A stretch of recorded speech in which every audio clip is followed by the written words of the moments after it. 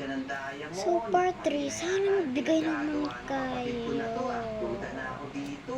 Nung una, sinisira lang, niya yung guys. bahay ko. Anong ginawa mo? Doon naman sa medya. So, ayan siya lahat. Sana magbigay din kayo. Kagaya na nagbigay sa akin. Oo, sigurado yan. O sige, Naboto ako card na ka mauna, top girly.